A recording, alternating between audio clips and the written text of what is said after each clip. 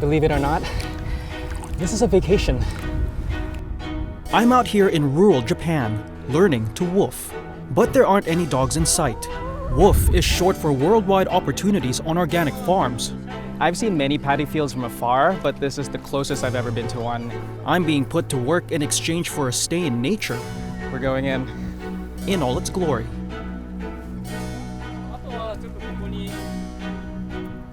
The water's cold.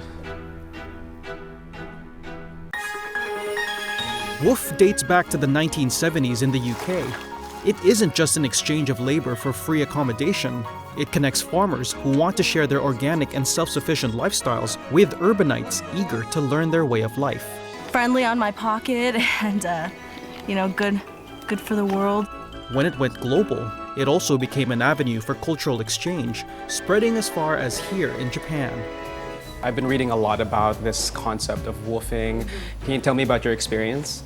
You get to know Japan from a side that you would not as a tourist. Harvesting veggies and harvesting rice. It must have been a lot of work. Yeah, I mean, it's not like you work the whole day. You work for a few hours and then afterwards you spend it with the family. I mean, they took us to a mall, supermarket and stuff, but it was all new, so it was all lovely. And with that, I was sold. Fortunately, I'm in the good hands of Sho Nakano and his wife, Shoko. So how long have you guys had this farm for? It's been 11 years. And is it a lot of different kinds of crops? Yes, more than 100. Typical commercial farms favor large fields of a single crop and an abundance of pesticides to maximize harvests. But organic farms like this prioritize biodiversity, which requires a little more TLC. And also herbs around here. We need to go to the kind of market, and face-to-face sell directly. Here around many ethical consumers, so we are supported. Everything here, from weeding to planting, has to be done manually. We like to make the space for the people will gather at one place and touch with the nature and farming. So what about the people that you take in as woofers? They always had a passion to know sustainability and also organic farming. I don't want to make the woofing is just like a tourism or something like that. It's more like a cultural exchange, and so we like to make a friendship and we like to know each other more. So we need time. Now there's nothing left to do but to get to it. If the soil moved in the water, the weed can... It'll rise. With a bit of encouragement from my new mentor, I soon got the hang of weeding.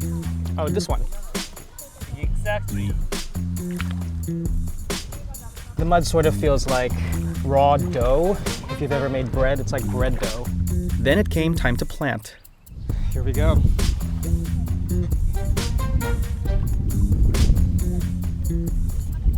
It just feels like I'm giving back, which is nice. Even nicer, though, is getting to sample the fruits of our labor.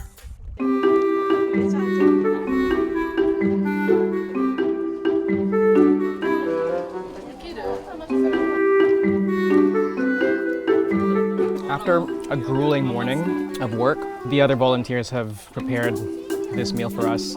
Everything was taken from the farms that we were just working at. It's all vegetarian, all organic, very hearty, very humble, very satisfying. But the day isn't over just yet. We like to transplant the seedlings of the rice. You will see there is a line with a dot, the red dot over there, to know the position to transplant. Yeah, you can try. Okay, yeah, sure. I'm more experienced than I was this morning, so. Yeah. The concept of woofing has been around for decades. But in recent years, more Japanese workers have been leaving the rat race behind to farm. It's a concept first proposed by author Naoki Shiomi in the 1990s. Han no, Han X means a life half devoted to agriculture and half to whatever you want, really. By growing your own food, you can focus less on a paycheck and more on passion projects. So we just spent the last hour or so out here in this paddy field, and despite my best efforts, I ended up getting really dirty, as you can see.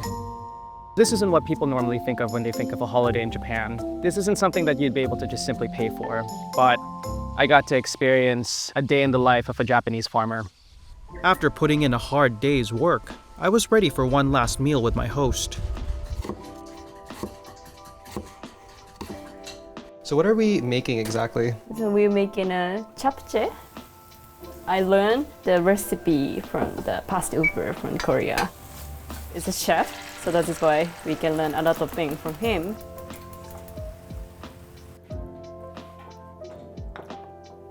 When we start eating, we said itadakimasu, and your hand should be together like this. Itadakimasu. Yes.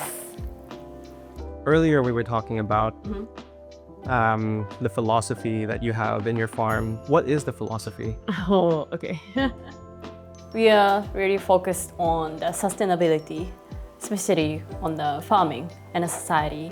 Yeah, I noticed that with this meal there was no waste at all. Yeah, that is a very important thing. So we have to save for the next generation. So we don't like to use mass production and mass market. Right now we have 7 trainees. They want to become a farmer in the future. And they're training with you? Yeah, training, and I'm teaching, you know. This farm style, what I want to do. So I feel tired, but you know, not exhausted. And also, I always feel joy all the time. For more stories about the ever-changing tourism industry, watch this video about how the rise of remote work has made hotels rethink what they offer guests.